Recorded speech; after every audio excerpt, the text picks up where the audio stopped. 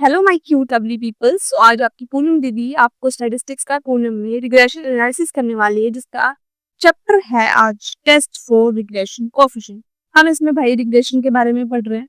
अब हम इसके बारे में पहले देखेंगे कि what are regression coefficients. In a regression equation like हमने पढ़ा है लीनियर रिग्रेशन में y is equal to a plus bx। इसके बारे में बताने की कोई जरूरत नहीं है मुझे, क्योंकि हमने स्टार्टिंग से यही टॉपिक पढ़ रहे हैं what is linear regression.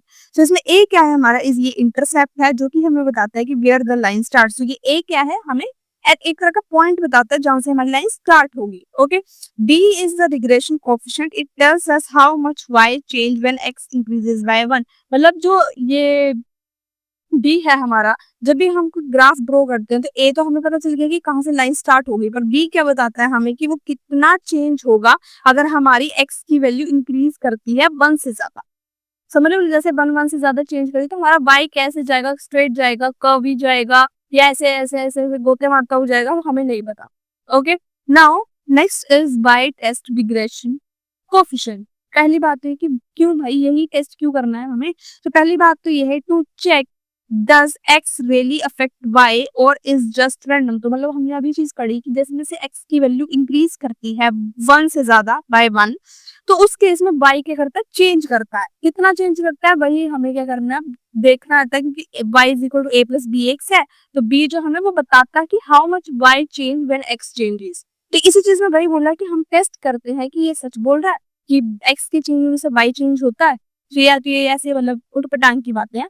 So now we do a hypothesis test on each coefficient. जिसके बाद हम क्या करते हैं, हाइपोथेसिस टेस्ट करते हैं, सॉरी हाइपोथेसिस टेस्ट करते हैं ऑन ईच कोएफिशिएंट, जिससे हमें पता चल जाए कि वो चीज सही है ये गलत है। उसके लिए हम हाइपोथेसिस देखते हैं। पहली बात तो आपको पता है हाइपोथेसिस हमारे पास दो टाइप की है, एक होती है हमारे पास नल हाइपोथेसिस, एक होती है हमारे पास alternative hypothesis. For a coefficient like b in y is equal to a plus bx, because y तो b तो बता रहा है ना हमें कि x चेंज कर रहा है, y मतलब सॉरी y चेंज कर रहा है अगर x की वैल्यू चेंज हो रही है। तो उस केस में हमें नल हाइपोथेसिस है, नल हाइपोथेसिस है। Okay, so now h not, जहां पर b इज इक्वल टू अगर 0 है तो x has no effect on y। तो सिंपल सी बात है, अगर b ही 0 है तो उससे पता चलता है कि हमारा x जो है वो चेंज नहीं कर रहा है हमारे y को। बट अगर गलती से b जो है वो नॉट इक्वल टू 0 मिल गया तब तो भाई कर रहा है चेंज, वो उसमें कुछ ना कुछ तो बात है भाई। ठीक है, ये हमारे थे हाइपोथेसिस। अब हम देखते हैं कि टेस्ट वर्क कैसे करता है, कि इसकी इतनी हाइप क्यों है। तो हम देख रहे हैं बी यूजर टी टेस्ट। इसके लिए हम टी टेस्ट यूज करते हैं। टी टेस्ट के लिए फॉर्मूला है estimated coefficient -0 divide by standard error, ये हमारा फॉर्मूला है। ओके, अब इसके बाद हम देख लेते हैं हमारी नेक्स्ट चीज जो कि बहुत इंटरेस्टिंग है आई थिंक। सो उसके बाद क्या है हमारे पास, क्या है देन मतलब उसके आगे क्या है।